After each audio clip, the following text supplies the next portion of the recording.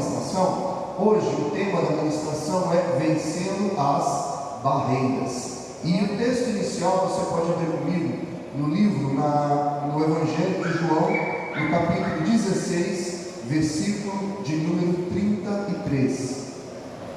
Evangelho de João, capítulo de número 16, versículo de número 33.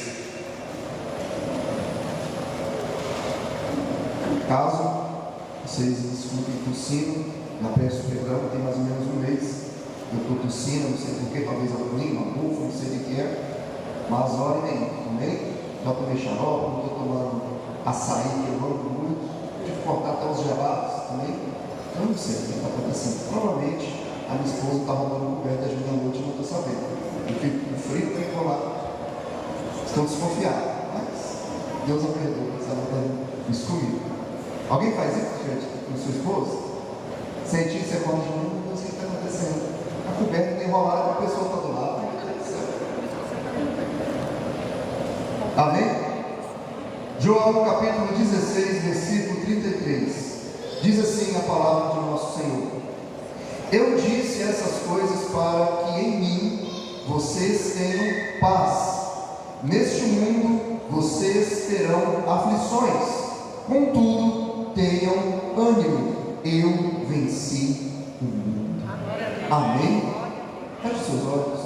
Deus Santo, nós te glorificamos, te bendizemos, nós ministramos louvor, adoração, tivemos aqui momentos de oração, momentos de entrega, de oferta, mas que o Senhor possa colocar em cada coração esta semente, essa porção, este alimento para o crescimento espiritual, crescimento da nossa fé e perseverança no teu propósito, em nome de Jesus, em nome de Jesus. Amém?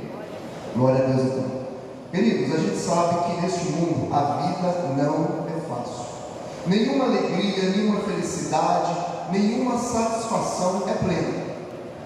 Ainda que hoje você está rindo por algum acontecimento, por alguma conquista, você sabe que amanhã você pode chorar. Ainda que hoje você está celebrando talvez uma festa, um aniversário, comemorando uma celebração de casamento, comemorando um campeonato do time, nascimento de um filho, você sabe, tem a consciência que amanhã pode ser um dia de choro, ou pelo menos que você vai se acostumar com aquela situação. E mais cedo ou mais tarde vai chegar uma prova, uma luta, uma adversidade.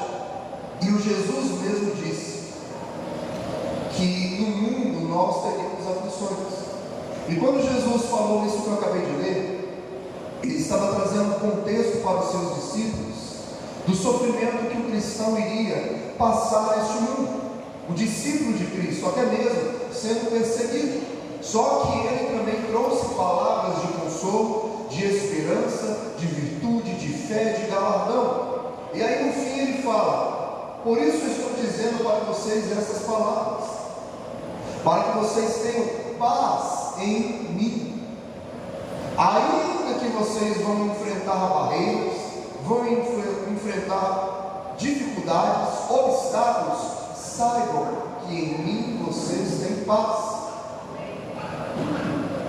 Vocês terão aflições, mas em mim vocês têm paz. E saibam que toda luta, toda batalha, vocês podem vencer em mim, porque eu venci o mundo. Glória a Deus. Então Jesus já começa deixando para nós que teremos barreiras, teremos obstáculos na nossa caminhada, na nossa fé. Só que nele, através dele, nós podemos vencer essas barreiras. Nós podemos vencer essas dificuldades. Nas aflições, nas guerras, nas lutas, não estaremos sozinhos. Ele estará conosco. E veja, a vitória não é nossa, é por meio dele. E o apóstolo Paulo, inspirado pelo Espírito Santo, em Romanos capítulo 8, versículo de número 37, ele diz: mas em todas as coisas somos mais do que vencedores, porque ele nos amou. Então você tem que entender: eu vou vencer porque eu estou em Cristo.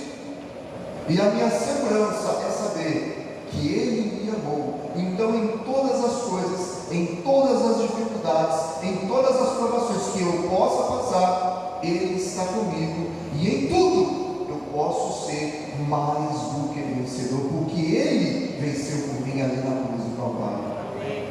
Ele levou o castigo que me traz a paz. Ele levou sobre si os meus pecados. Então o pecado não pode me parar. Então as aflições não podem me parar enquanto eu não tiver a minha confiança, a minha vitória naquilo que Ele conquistou na cruz. Eu sou mais do que vencedor e eu posso vencer sim todas as barreiras. Amém? Então, que você tenha isso na sua mente e compreender que as barreiras, que as aflições, que esses obstáculos, que barreira nada mais é do que um obstáculo, é para tentar minar a nossa fé e nos tirar do propósito. Não se esqueça disso. Os obstáculos tentam nos retardar ou nos parar, minando a nossa fé e nos tirando do propósito. Eu não sei qual é o nome dessa corrida, eu acho que é corrida com obstáculos. Quando eu assistia a Olimpíadas, eu não sei se é uma dessas últimas teve, mas eu me lembro que teve uma Olimpíada que eles colocam parecendo aquelas barreiras aqui, só colocam naqueles, na cone, tipo, esqueci o nome, gente, aqueles cavalos, cavalete, aqueles cavaletes, o pessoal vai correndo e tenta pular, mas de vez em quando tem uns que bate.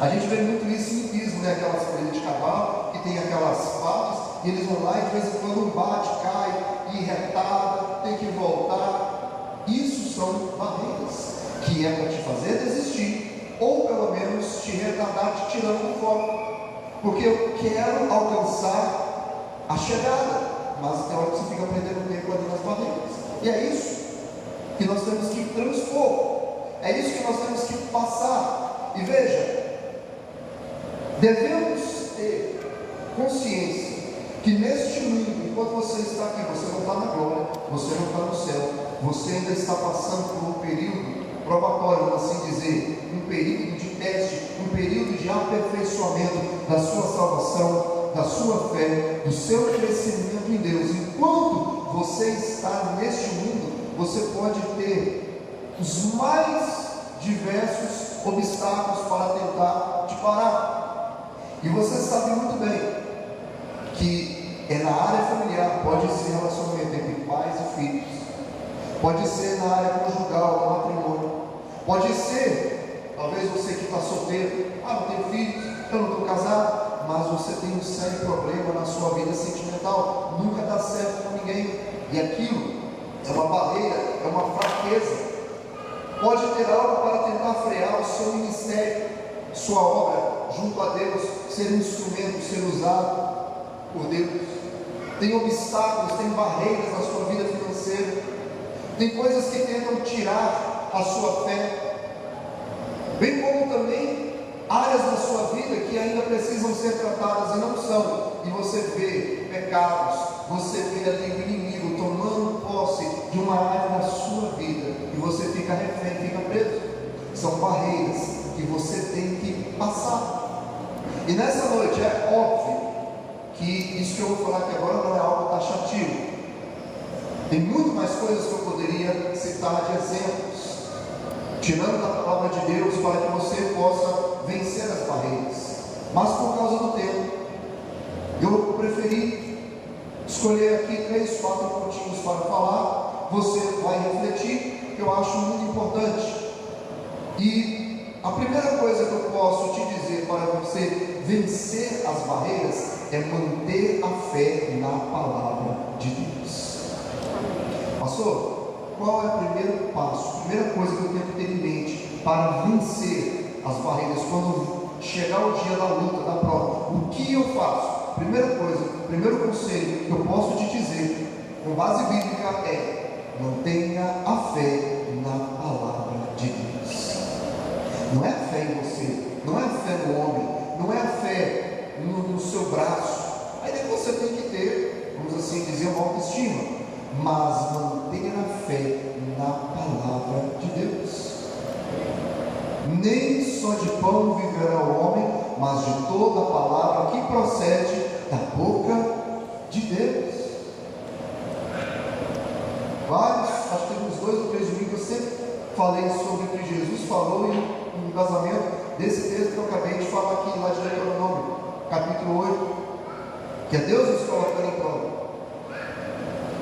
para nós dependermos dele. Então, eu tenho a fé na palavra de Deus, não é a fé naquilo que procede do homem para mim, mas é aquilo que está na palavra de Deus. E a palavra de Deus, uma das coisas que deixa bem claro para conosco, é que Deus nos ama. Amém. O inimigo, gente, eu converso, vira e mexe com algumas pessoas, e eu noto que quando a pessoa também é fraca, frágil na fé, na sua caminhada cristã, a primeira coisa que ele fala, seja claro ou ali subliminarmente, ele não se sente amado por Deus, ele sente um peso de culpa, e é por isso que muitos têm até dificuldade de voltar para a igreja ou de permanecer, porque ele sempre fica pensando, o que as pessoas vão falar de mim? Eu acho que eu fiz coisas muito ruins. Não, amigo, você acha que Jesus morreu na cruz pelos bons? Ele morreu foi pelos injustos, ele morreu pelos maus, ele morreu por mim e por você. E enquanto nós estivermos vivendo aqui nessa terra, ninguém é justo, nós somos justificados nele. Se alguma justiça em mim, é que vem de Cristo Jesus. Amém? Então nunca se esqueça disso. E o texto que eu falei aqui, não inicial, mas o de Romanos capítulo 8, versículo de 1 e 37, ele tem uma continuação, e eu quero que você fixe isso na sua mente. Olha só o que está escrito, Romanos no capítulo 8, mas agora do verso 37 ao 39, Paulo diz assim: mas em todas essas coisas somos mais do que vencedores por aquele que nos amou. Que nós somos amados. Primeira coisa que você tem que entender é isso. Não se esqueça, tenha fé na palavra de Deus, nós somos amados. No verso 38 ele diz: porque estou certo de que nem a morte, nem a vida, nem os anjos, nem os principados, nem potestades, nem o presente, nem o porvir, nem a altura, nem a profundidade, nem outra criatura nos poderá separar do amor de Deus que está em Cristo Jesus, nosso Senhor. Por isso, mais uma vez, eu friso esse primeiro ponto. Nunca se esqueça que você é amado por Deus. Creia na verdade, creia na palavra de Deus, creia naquilo que está escrito em João 3,16, porque Deus amou o mundo de tal maneira que entregou o seu único Filho para todo aquele que nele crê, não pereça, mas tenha a vida.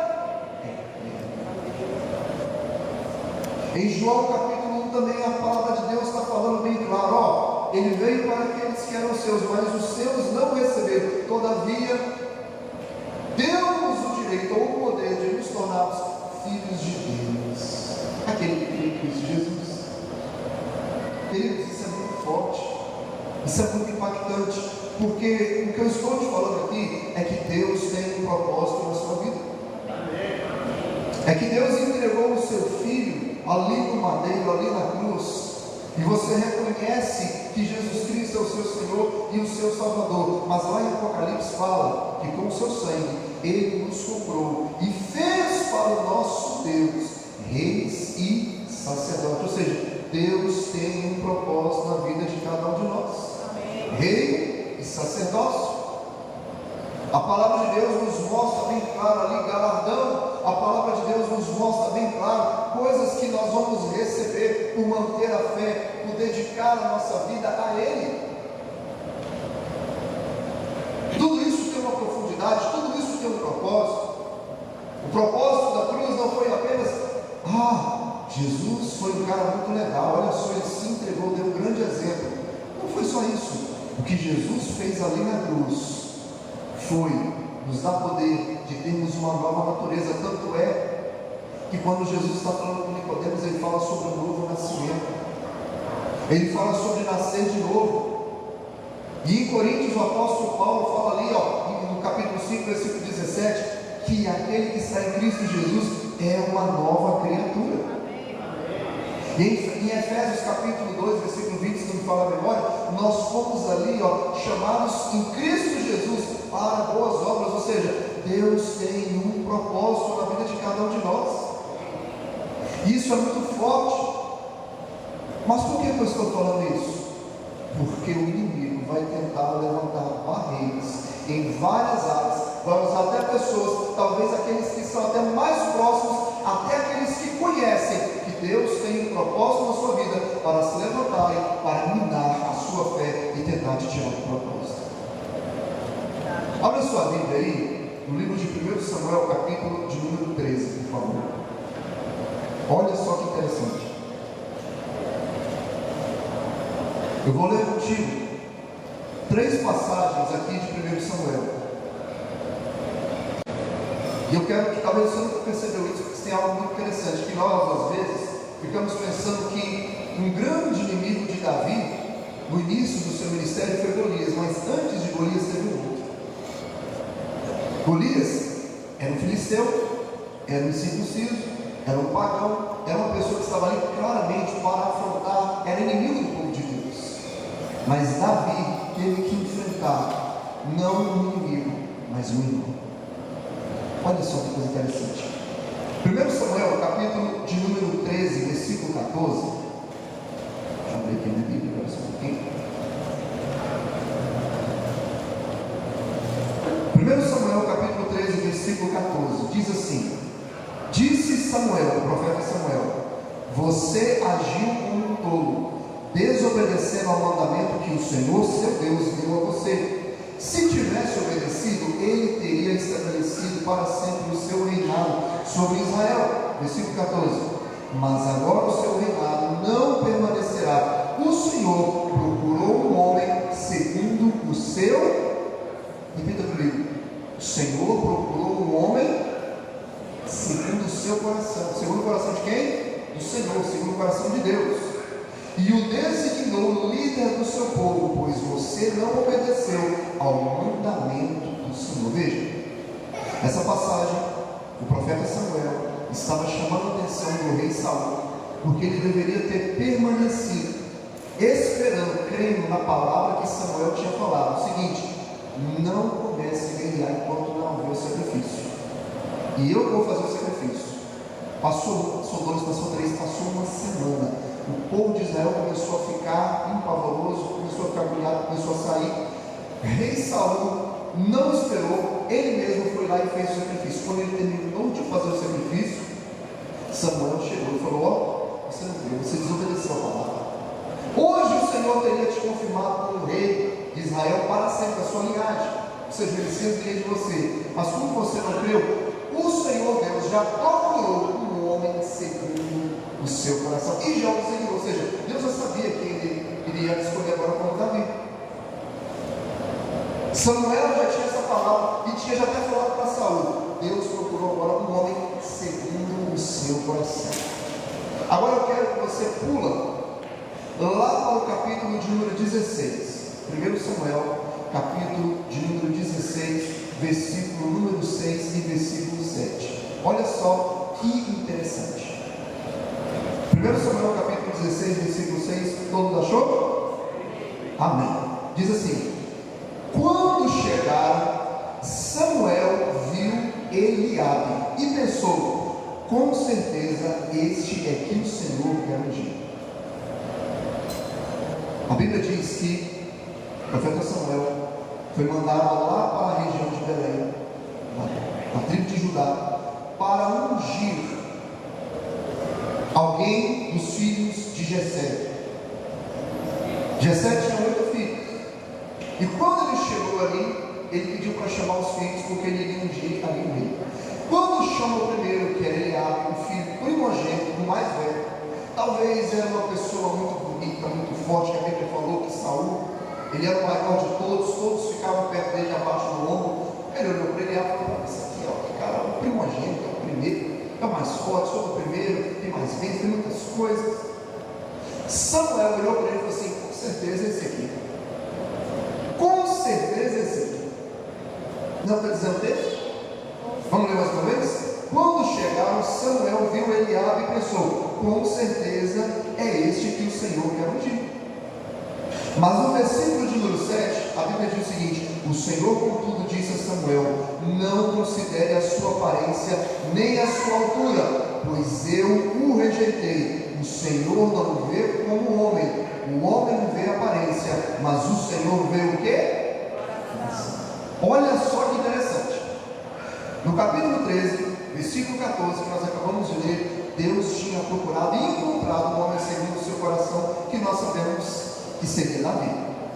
De repente, no capítulo 16, verso de número 6 e 7, nós vemos que Samuel vai ali naquela região, naquela terra, para ungir um dos filhos de Jessé. Ele acha o primeiro, que é muito alto, muito bonito, a sua aparência muito vistosa, parecia talvez até como Saul, e falou: é esse. Só que Deus fala: eu o rejeitei.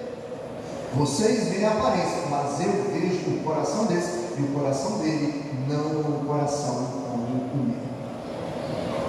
Se lembrem disso. Estão lembrando disso? Estão lembrando? Não percam isso aqui. Olha só que interessante agora. 1 Samuel capítulo 17. Nós vamos ler o versículo de número 25 e 30.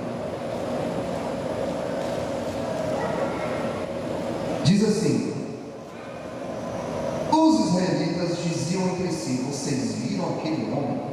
Ele veio desafiar a Israel. O rei dará grandes riquezas a quem o vencer. Também lhe dará sua filha em casamento e isentará de impostos em Israel a família de seu pai.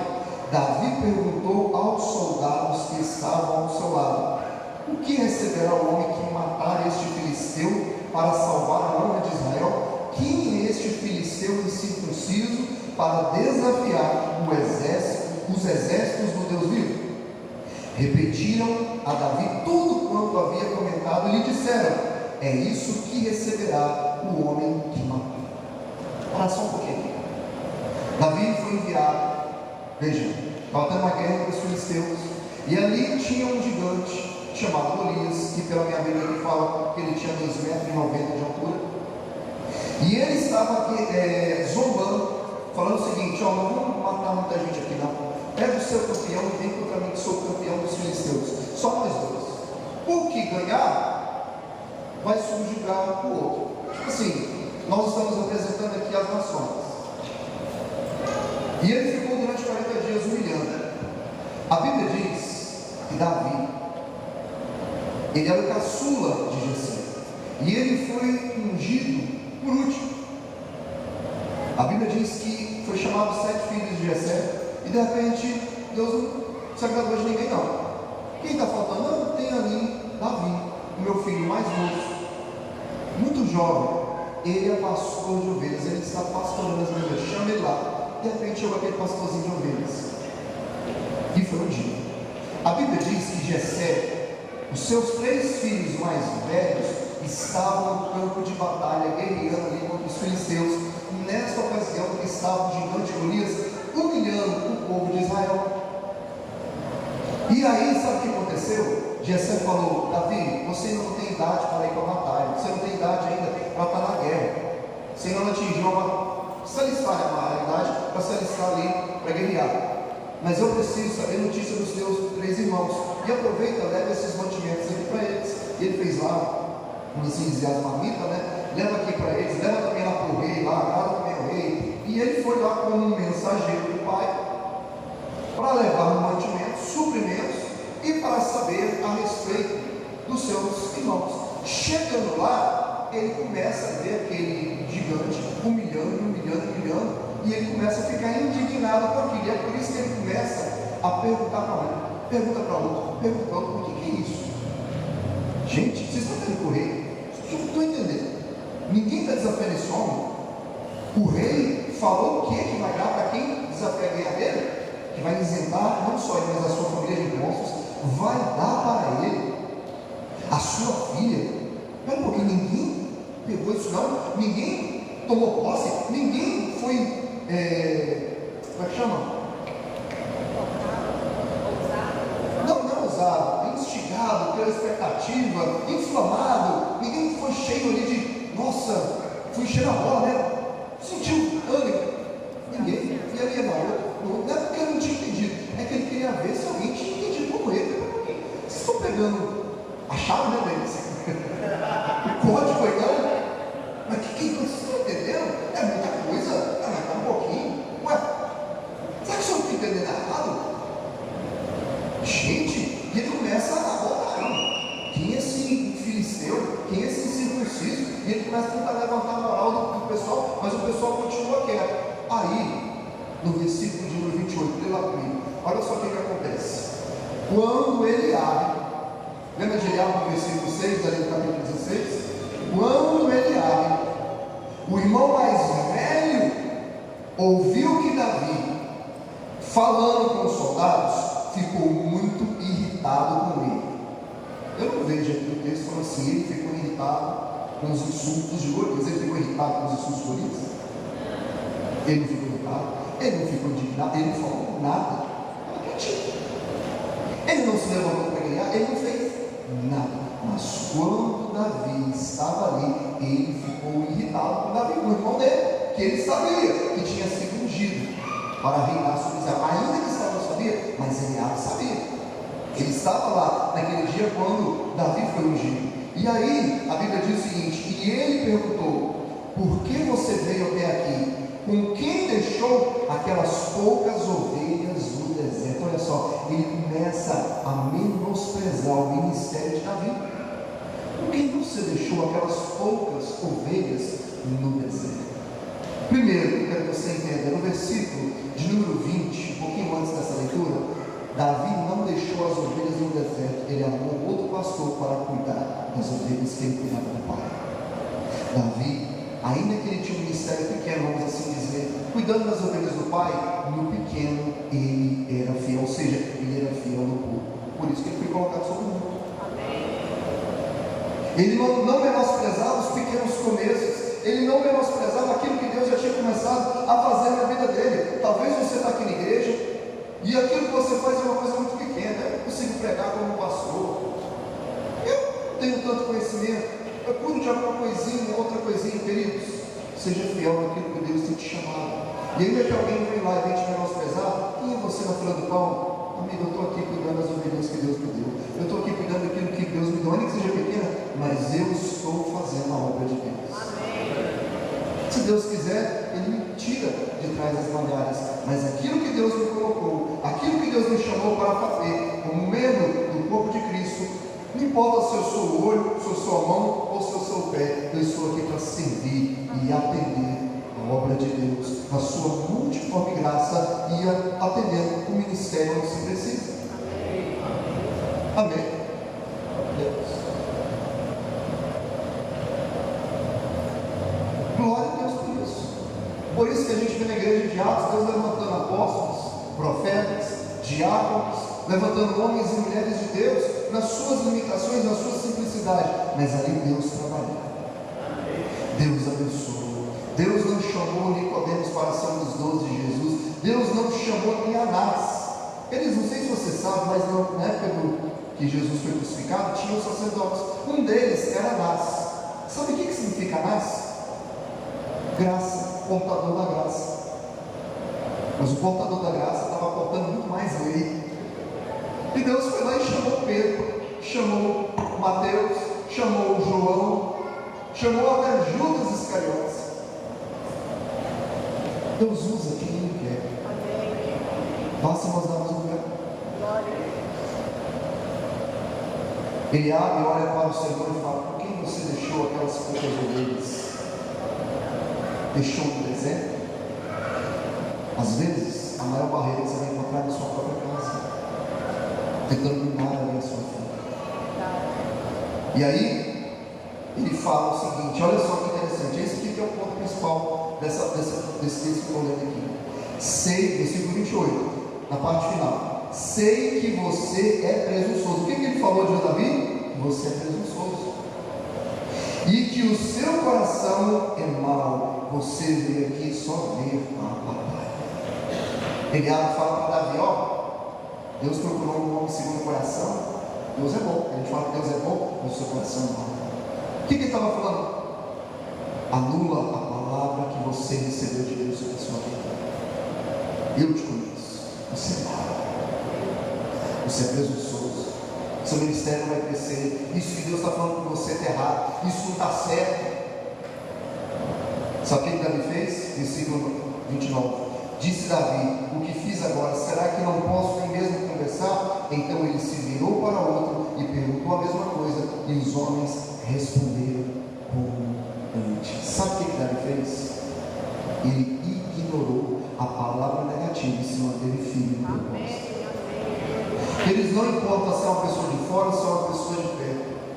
Se não aquilo não está vindo de Deus, se não é a palavra de Deus, não receba. Receba aquilo que vem de Deus para a sua vida. Não perca o foco naquilo que não é de Deus. Amém? Perca o foco.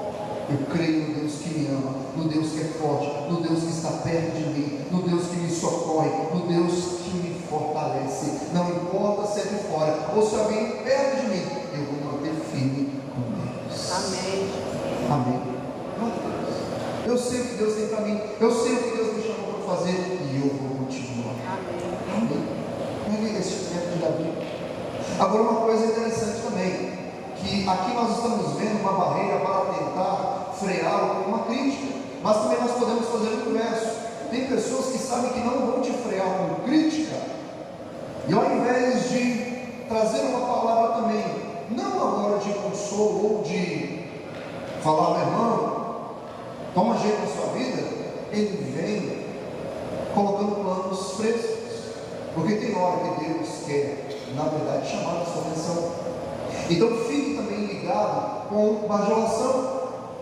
Em Romanos capítulo 16, versículo 17, o apóstolo Paulo fala assim: e rogo-vos, irmãos, que noteis que os que promovem dissensões e escândalos contra a doutrina que aprendestes, desviai-vos deles, porque os tais não servem ao nosso Senhor Jesus, mas o seu vento, com suaves palavras e lisonjas, enganam os corações dos simples. O que ele está falando? Ó, em pessoas, você está fazendo toda coisa errada, está andando o seu caminho todo errado, mas nunca chegou, meu irmão, tem uma coisa errada com meu irmão. Olha a vida que você está tomando, meu irmão, olha como é que está seu casamento, olha como é que está a sua criação dos seus filhos, olha como é que está a sua fé, olha como é que está a sua vida de oração. Olha o que a palavra de Deus fala. Antes de chegar com uma palavra de exortação para edificá-lo na fé e fazê-lo voltar ao primeiro amor, que é o pelo branco, fazê-lo voltar à realidade bíblica cristã, o que fala? Está tudo bem. Sabe o que eu vou fazer? Eu vou atualizar a Bíblia para satisfazer os seus desejos. Ah, você não gostou que a palavra de Deus nos chama para orar, para clamar a Deus, para viver em comunhão com os irmãos, para perdoar?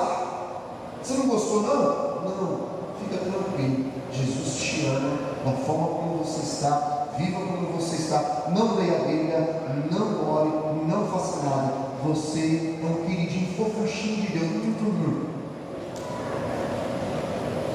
Igual aquelas crianças que estão pintando e bordando, o pai vai falar, oh, que gracinha. Espera um pouquinho, você está querendo delinquir, está vendo? Não, criatura. Ah, o menino ele pegou a faca para esfaquear o cachorrinho. Você precisa de ver? Não, mas pera um pouquinho. Esses dias a minha filha menor de 3 anos, a gente tem um cachorrinho, um shih tzu, e ele pequenininho. Ele estava lá de boa assim, ele é muito calminho, nem late. De boa. Aí do nada ela chegou nele, achei que ela ia fazer um carinho. Ela olhou para ele, falei, não, agora vai abraçar ele, como sempre. Do nada ela falou, irmão, tudo bem. Nada, de graça. Pum, pum. Eu até assustei, mas o que é isso? É claro, eu me lembrei da palavra de Deus, ele fala que a gente, até quando é criança, o pecado, a maldade dentro da gente. Em textos bíblicos fala isso. Informado o pecado foi formado. Desde criancinha, desde a nossa meninice, o mal está lá. Está em Provérbios, isso que fala agora. Está lá. O que eu fiz? Mas que bonitinha, que bicuda maravilhosa. A futura Marta. Minha filha, que é isso? Dei uma bronca nela, chamei a atenção, corrigi, para que ela não faça mais aquilo, porque aquilo é errado. entendendo? E tem hora que a barreira que você vai enfrentar não é de uma crítica, mas de uma palavra que você não deveria receber, que é: está tudo bem. Não, você precisa ser criticado nisso. Naquilo que você está fugindo do propósito, fugindo da palavra de Deus, tem alguém que tem que chegar lá, um irmão abençoado, e falar: meu irmão, Deus, seu propósito, você está fugindo dele. Quem está me entendendo, diga amém. Eles vamos continuar aqui, eu não vou demorar muito. Eu vou, esse ponto primeiro aqui pelo maior, mas os outros aqui são bem rapidinho, tá bom? Até meia-noite eu prometo que acabou. Estou brincando, gente, um pouquinho, estou terminando. Outro ponto, abra sua Bíblia em Efésios capítulo de número 5, versículo de número 15. Segundo ponto para você vencer as barreiras é procurar ser cheio do Espírito Santo, do Espírito de Deus. Efésios capítulo 5, versículo 15 ao 18, diz assim: portanto, vede prudentemente como andais, não como nécios, mas como sábios, remindo o tempo, porquanto os dias são maus. Por isso, não sejais insensatos, mas entendei qual seja a vontade do Senhor, e não vos embriagueis com vinho, em que há contenda, mas enchei-vos do Espírito. Veja, Paulo está falando aqui o seguinte: você tem que ser cheio do Espírito. Por isso, não ande como um nécio. Ou seja, procure conhecer qual é a vontade de Deus para a sua vida. Você quer vencer barreiras, quer vencer obstáculos, você tem que conhecer qual é a vontade de Deus. É isso que Deus quer para mim. Deus quer que eu trabalhe neste lugar. Deus quer que eu me case com essa pessoa. Deus quer que eu tenha um relacionamento com aquela pessoa. Aquela amizade faz bem ou não faz bem para mim? Gente, tem pessoas que estão saindo do propósito porque estão ou conhecendo ou se fazendo de nécio. E Paulo fala: ó, conheça a vontade de Deus. Mas antes ele fala: não seja nécio. O que é o nécio? Ele sabe qual é a vontade de Deus, mas mesmo assim quer pagar para mim. Ele sabe que aquele relacionamento para ele, seja sentimental ou até de amizade, só vai levar para o buraco, mas mesmo assim continua. E aí depois, quando a coisa desanda, é muito difícil voltar para o trilho. Então não seja nécio, conheça a vontade de Deus. Não fique procurando uma alegria, uma satisfação que é descartável. A Bíblia aqui, o apóstolo Paulo utilizou o exemplo do vinho: não vos embriagueis com vinho. Ou seja, não fica buscando uma alegria que é superficial, mas enchei-vos do Espírito, que é o que te dá a razão real da vida e de verdadeira paz. Que é aquilo que eu li no começo, João capítulo 16, versículo 33. Em mim vocês terão a paz, e a paz verdadeira. A paz que vem de Cristo é a paz que excede todo entendimento. O vinho, hoje você bebe, passa. Então vai ter pessoas que ficam buscando ter paz, ter alegria com remédios, com bebidas, com drogas, com relacionamentos. Mas queridos, a verdadeira paz vem de você ser cheio do Espírito. E quando você está cheio do Espírito, você vence barreiras, você vence problemas. Amém? Terceiro ponto aqui, o penúltimo ponto. Terceiro ponto: para vencer as barreiras, você deve ser revestido da armadura de Deus, sendo fortalecido nele. Efésios capítulo de número 6, versículo de número Efésios 6, 10. Leia lá comigo. Mais 10 minutinhos aqui, meus irmãos. Efésios capítulo 6, versículo 10. Diz assim: no demais, irmãos meus, fortalecei-vos de quem? No Senhor. Ou seja, seja revestido de Deus. Tinha um cantor, nós somos mudando, acho que era Álvaro Tito. Não é, Vitão? Ela fica do Vitão, né? Tá vendo? Eu lembro que meu pai gostava de cantar aquelas músicas: pois não há barreiras para aquele revestido do poder, né? Que vem de Deus, destruindo todo mal e dor. Ou seja, quando você é revestido do poder de Deus, fortalecido nele, você vence as barreiras. Isso aqui é a armadura de Deus. Revestimos de toda a armadura de Deus para que possais estar firmes contra as astutas ciladas do diabo. Ou seja, são as barreiras que ele quer colocar para retardar ou para te tirar do propósito. Porque não temos que lutar contra carne e sangue, mas sim contra principados, contra potestades, príncipe das trevas deste século, contra hostes espirituais da maldade nos lugares celestiais. Portanto, tomai toda a armadura para que possais resistir no dia mau. Queridos, Paulo está falando igual Jesus. Jesus nos disse ali, ó, no capítulo 16, versículo 33 do Evangelho de João, que no mundo teríamos aflições. Paulo está também aqui dizendo, ó, vai ter um dia mau, mas, sabendo todas essas coisas, nós somos mais do que vencedores. Por quê? Havendo feito tudo, vocês vão ficar firmes. Estai, pois, firmes, tendo cingido os vossos lombos com a verdade, vestido a couraça da justiça, calçado os pés da preparação do Evangelho da paz, tomando sobre tudo o escudo da fé, com o qual podereis apagar os dardos, ou seja, as flechas inflamadas, ou seja, aquelas flechas com fogo do maligno. Tomai também o capacete da salvação e a espada do Espírito, que é a palavra de Deus. É o que eu falei lá no começo. Manter firme, crendo na palavra de Deus, como Davi fez, independente das críticas, independente de quem vai falar ao bem. Se está de acordo com a palavra de Deus, amém. Se não está, eu fico com a palavra de Deus, amém? Tomando sobretudo o escudo da fé, com o qual podeis ter. Tomai também o capacete da salvação e a espada do Espírito, que é a palavra de Deus, orando em todo o tempo, com toda oração e súplica no Espírito, vigiando nisso, com toda perseverança e súplica pelos santos. Queridos, não se esqueça disso. Quer vencer a barreira, quer vencer barreiras, vencer por obstáculos, está passando por lutas, revista-se da armadura de Deus. E por último aqui, para nós finalizarmos, aquele que vence barreiras é o que obedece à palavra de Deus, como está escrito na epístola de 1 João, capítulo de número 2, versículo 3 a 6. Pois vive na verdade, conhece a Deus e é aperfeiçoado. Diz assim a palavra de Deus, 1 João, capítulo 2, versículo 3, diz assim: nisto sabemos que o conhecemos, se guardamos os seus mandamentos. Aquele que diz, eu conheço, e não guarda os seus mandamentos, é mentiroso, e nele não está a verdade. Mas qualquer que guarda a sua palavra, o amor de Deus está nele verdadeiramente aperfeiçoado. Nisto conhecemos que estamos nele. Aquele que diz que está nele deve andar como ele andou. Quer vencer barreiras? Obedeça a palavra de Deus. Eu estou dizendo agora, não é só você ouvir ou conhecer, mas é você obedecer.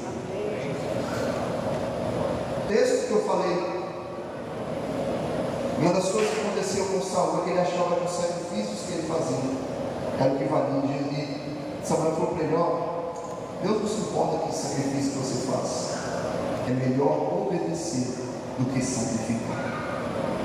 Tem gente que fala o seguinte: ah, meu Deus do céu, eu estou fazendo muita coisa errada, quer saber uma coisa? Eu vou chegar lá na igreja e vou dar uma grande oferta, mas continua tudo errado.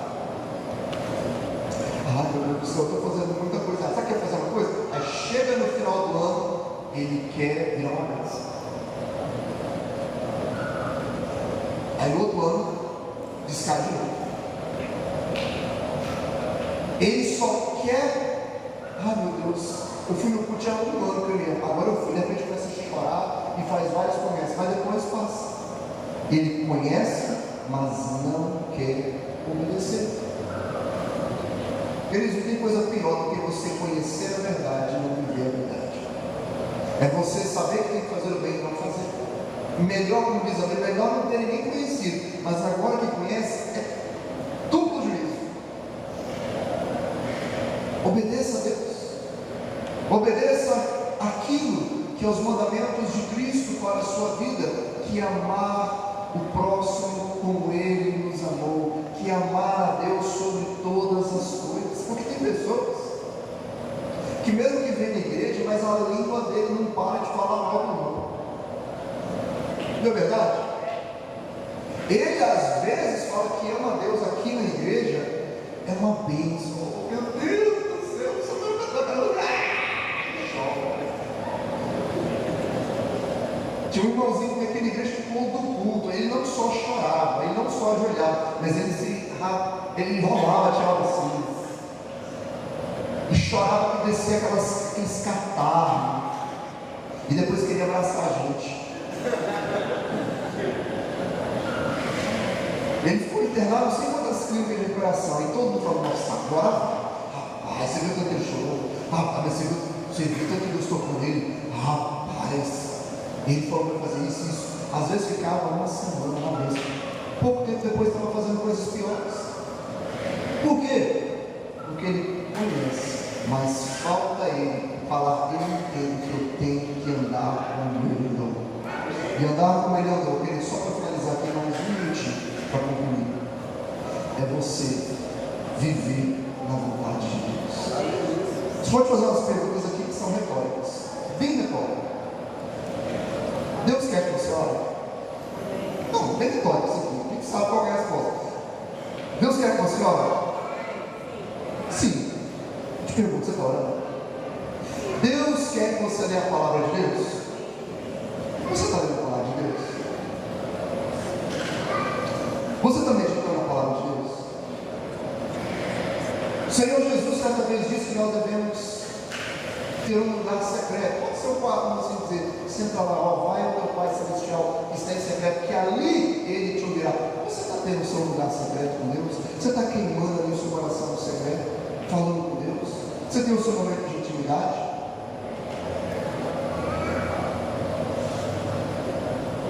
Nós sabemos qual é o caminho das pedras para vencermos toda e qualquer barreira. Falta nós andarmos nos pontos que são os pontos de vitória. Amém? Eu quero que você coloque isso no seu coração para pregar hoje. Eu vou manter firme a minha fé na palavra de Deus. Amém? Eu vou obedecer a palavra de Deus. Eu vou me revestir da armadura de Deus. Eu vou. E eu vou procurar ser cheio do Espírito. Esses 4 passos que eu fiz. Claro, não falei no começo. Poderia falar muito mais de outros pontos aqui, mas o tempo não deixa.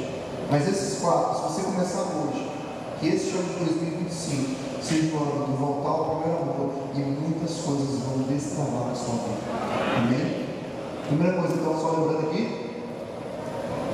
fé na palavra de Deus. Segundo, ser cheio do Espírito de Deus. Terceiro, revestir-se da armadura de Deus. E último, obedecer a palavra de Deus. Amém. Se coloca de pé.